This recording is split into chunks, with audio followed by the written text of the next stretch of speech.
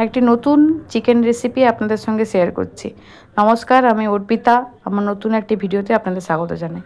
প্রথমে 400 গ্রাম মতন চিকেন নিয়েছি, তাতে নুন, কাশ্মীরি লঙ্কা গুঁড়ো, গরম মশলা গুঁড়ো আর আদা রসুনের পেস্ট, কুচি কুচি করে কেটে রাখা ছোটো বাটির 1 বাটি পাইনাপেল আর 2 টেবিল স্পুন টমেটো সস দিয়ে ভালো করে ম্যারিনেট করে রেখে দেবো 2 ঘন্টার।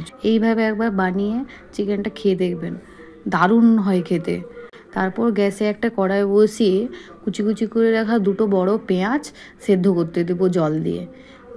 জলটা এমন পরিমাণে দেবেন, পেঁয়াজটা সেদ্ধ হয়ে গেলে জলটাও শুকিয়ে যাবে, জলটা যেন এক্সট্রা না থাকে, এমনভাবে জলটা দেবেন। এই দেখুন সিদ্ধ হয়ে গেছে। এবার আমি এটাকে ঠান্ডা করে পেস্ট করে নেব।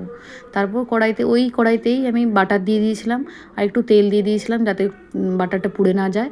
তারপর গোটা গরম মশলা, 2টো এলাচ, 2টো লবঙ্গ আর একটু কাঠ দিয়ে গরম মশলা দিয়ে দিয়েছিলাম। তারপর দিয়ে দিয়েছিলাম পেঁয়াজের পেস্টটা ভালো করে নাড়িয়ে একটু লাল লাল হয়ে গেলে চিকেনটা দিয়ে দেবো।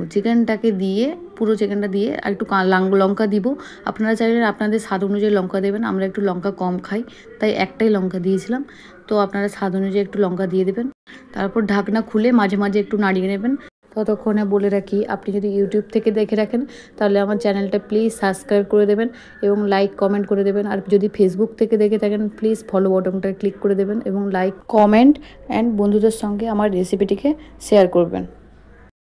যখন ঢাকা দিয়ে রান্না করবেন তখন দেখবেন খুব জল বেরাবে।